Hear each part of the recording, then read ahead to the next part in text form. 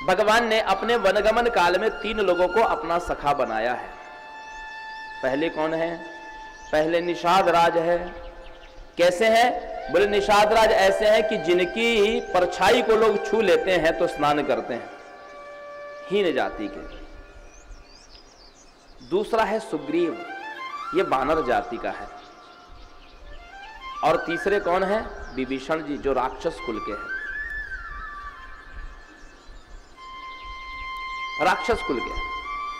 चक्रवर्ती जी के पुत्र ने अपने जीवन काल में, अपने वनगमन के 14 वर्षों में किसी भी राजा को मित्र नहीं बनाया, किसी नगर सेठ को अपना मित्र नहीं बनाया, किसी योगी सन्यासी को अपना मित्र नहीं बनाया। किसको बनाया? हीन जाति का शूद्र निषाद, बानर जाति का सुग्रीव, राक्षस कुल का विभीषण, इनको मित्र बनाया। तो इसके माध्यम से प्रभु संदेश क्या दे रहे हैं? श्रीमद् भागवत में और देवी भागवत में भुवन कोश का जहां वर्णन आता है, वहां पर किम पुरुष वर्ष में श्री हनुमान जी श्री सीताराम जी की आराधना करते हुए कहते हैं कि न जन्मनूनम महतो न सौभगम न बाण न बुद्धिर नाकृति दोष हेतुर तैर्यादृशिष्टा न पिनो बनो कसं चकार सख्ये पत लक्ष्मणाग्रजः।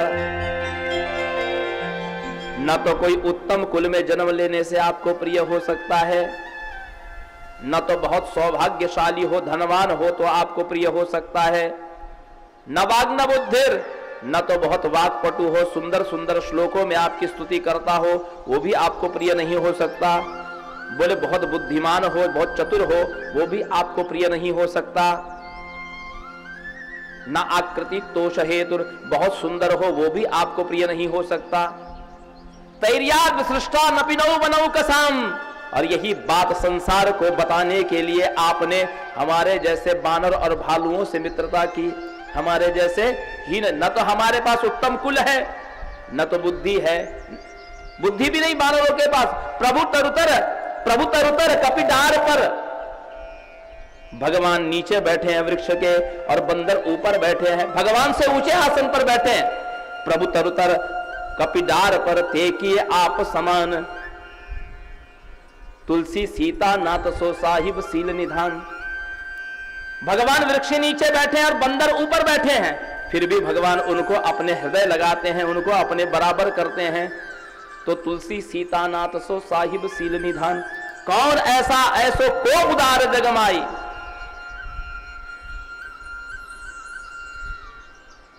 और भगवान ने मित्र बनाया तो केवल ऐसे औपचारिक मित्र नहीं, भगवान कहते हैं कि जे न मित्र दुख हो ये दुखारी, और तीन ही बिलोकत पातक भारी। जो मित्र को दुखी देख करके, अथवा मित्र के दुख से जो दुखी नहीं होता है, बोले ऐसे व्यक्ति को दर्शन करने से भी पाप लगता है, ऐसे व्यक्ति का दर्शन भी पापदायक है। तो मित्र का दुख कैसा समझना चाहिए? बोले निज दुख रज सम, अपने दुख को निज दुख गिरिसम रज करी जाना, और मित्र दुख रज मेरु समाना।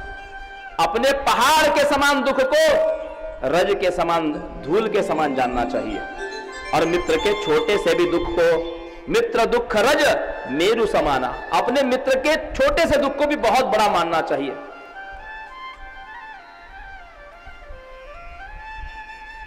जिस दिन आपको दूसरों के उत्कर्ष में खुशी होने लग जाए, प्रसन्नता होने लग जाए, कोई यदि बढ़ रहा है और आपको प्रसन्नता हो रही है, और किसी को संकट आया और आपको दुख हो रहा है, तो समझना चाहिए कि आपकी आत्मा निर्मल है, आपकी आत्मा निर्मल है और हो रही है। आप इस माटी के पुतले में आपके मनुष्यत्व का जन्म हो चुका है, मानवता जन्म ले चुकी है। और यदि किसी का उत्कर्ष देख करके आपको ईर्ष्या हो रही है, किसी के दुख में आपको कष्ट नहीं हो रहा है, तो समझना कि आप ये 80 किलो का पहाड़ लेकर के ढो रहे हैं, इसमें जीवात्मा है ही नहीं।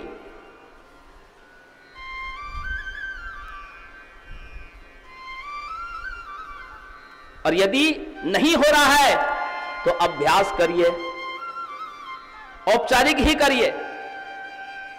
किसी का उत्कर्ष हो रहा है, यदि प्रसन्नता नहीं हो रही, ईर्ष्या हो रही है, तो भी प्रसन्न होने का ढोंग करिए। यदि दुख नहीं हो रहा है तो भी आंसू बहाइए, दुखी होइए। संवेदनाओं को मरने मत दीजिए। यह बात आज इसलिए कहनी पड़ रही है,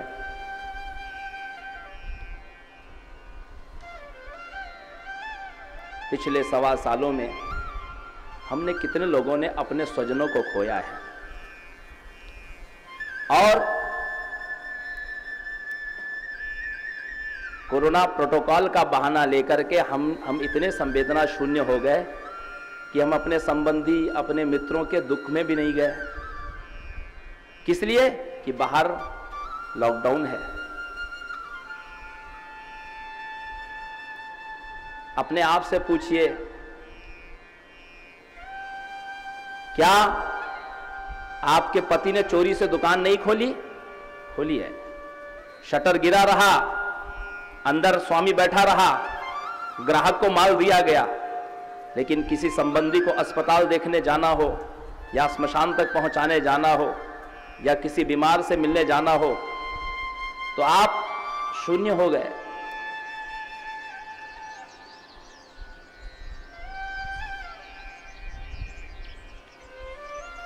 ये आपको संदेश व्यासपीठ नहीं देंगी, ये आपको स्वयं आत्ममंथन करना पड़ेगा कि क्या मेरे भीतर मानवता है, क्या मेरे भीतर संवेदना है, मैं किस दिशा में जा रहा हूं, इसका परिणाम क्या होने वाला है। जहां पर वो जीवात्मा मर के गई है, एक दिन मुझे भी वहां जाना है।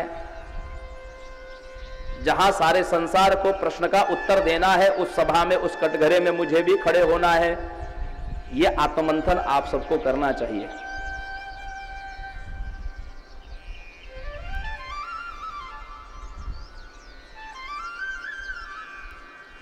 मैं व्यक्तिगत कहूं तो मुझे इस बात का इतना ज्यादा दुख नहीं हुआ कि इतने सारे लोग मर गए। मुझे इस बात का उतना दुख नहीं हुआ, क्योंकि मैं जानता हूं ये प्रकृति की व्यवस्था है।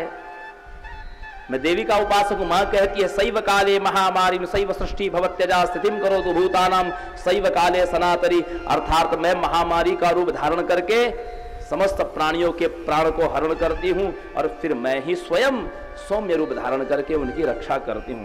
तो मैं जानता हूं कि यह भगवती का ही प्रकोप है, वो अपने से आया है और अपने से जाएगा।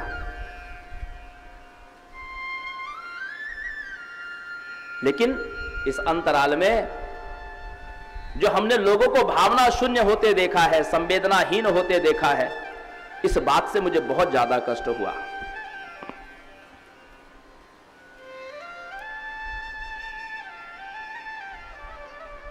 किसी के अच्छा होने की प्रतीक्षा मत करिए, आप अच्छे बनिए। कोई आपको पूछे इसकी प्रतीक्षा मत करिए, आप अपनी तरफ से पूछिए। कोई आपकी सहायता करे इस बात की बाट मत देखिए, आप अपनी शक्ति अनुसार सहायता करिए।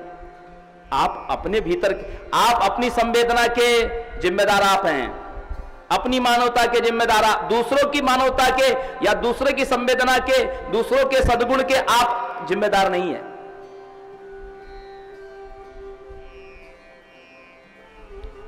और राम जी स्वयं आर्त हैं, उनकी प्रिया का हरण हो गया, लेकिन सुग्रीव के दुख से दुखित हो रहे हैं राम। बताओ मित्र, मैं तुम्हारा क्या उपकार करूं? प्रभु, मेरा भाई बाली मुझे बहुत कष्ट दे रहा है, मेरी पत्नी का हरण कर लिया है। कल कथा आपने थोड़ी सी सुनी थी। भगवान ने कहा, मैं अग्नि को साक्षी मान करके तुमको मित्र स्वीकार करता हूं, प्रतिज्ञा लेता हूं कि मैं बाली का वध करूंगा। सुग्रीव ने कहा कि प्रभु एक प्रतिज्ञा और करिए आप। क्या प्रतिज्ञा करिए? बोले प्रभु एक प्रतिज्ञा और ये भी करिए कि जब तक आप बाली को मार नहीं देते तब तक आप उसके सामने नहीं जाएंगे। क्यों? सुग्रीव ने ऐसा क्यों मांगा? सुग्रीव को लगता है कि ये इतने सुंदर है, इनका स्वभाव इतना सुंदर है। बाली दुष्ट प्रवृत्ति का है, लेकिन इतना निकृष्ट भी नहीं है। वाल्मीकि रामायण में बाली की दिनचर्या का वर्णन है। बाली प्रातः काल की संध्या बंगाल की खाड़ी पर जगन्नाथपुरी के समुद्र के पास करता था, और मध्याह्न की संध्या हिंद महासागर रामेश्वरम के तट पर करता था, कन्याकुमारी के पास, और सायंकाल की संध्या अरब सागर के तट पर करता था। यह प्रतिदिन की दिनचर्या थी, प्रतिदिन की बाली की दिनचर्या थी। वाल्मीकि रामायण, वो तो संदेहवश कि मायावी के साथ में, मैं दानव के पुत्र मायावी के साथ में युद्ध करने के लिए गया, और इधर सुग्रीव को लगा कि बाली मर गया और उसने कंदरा पर एक शिला लगा दी। इस बात से बाली क्रुद्धित हो गया और उसने सुग्रीव की पत्नी रूमा का हरण कर लिया, अपने पास रख लिया, सुग्रीव को मार पीट के भगा दिया। तो सुग्रीव को लगता है कि यदि ये इतने सुंदर स्वभाव वाले, इनका इतना सुंदर स्वरूप है, यदि ये बाली के सन्मुख जाएं तो कहीं बाली इनसे मित्रता न कर ले। यदि बाली की इनसे मित्रता हो गई तो इस बाली का फिर वध नहीं हो सकता। इसीलिए सुग्रीव ने भगवान से वचन भरमा लिया कि प्रभु, जब तक आप बाली को नहीं मारेंगे तब तक आप बाली के सन्मुख नहीं जाएंगे। बहुत से लोगों को लगता है कि राम जी ने इसलिए छिप करके मारा कि बाली के सामने यदि राम जाते तो राम जी का आधा बल बाली में चला जाता। ऐसा नहीं है। और यदि राम जी का आधा बल बाली में चला भी जाए तो यह कैसे निर्णय होगा कि राम में कितना बल है? अनंत में से अनंत को निकाल दिया जाए तो भी अनंत ही बचता है। पूर्णमदः पूर्णमिदं पूर्णात् पूर्णमुदच्यते पूर्णस्य पूर्णमादाय पूर्णमेवावशिष्यते। पूर्ण में से पूर्ण को निकाल लिया जाए तो भी पूर्ण ही बचता है। तो राम का तो आधा बल जा ही नहीं सकता। सुग्रीव को भगवान ने वचन दे दिया। वृक्ष की ओट में छिपे रहते सुग्रीव ने बाली को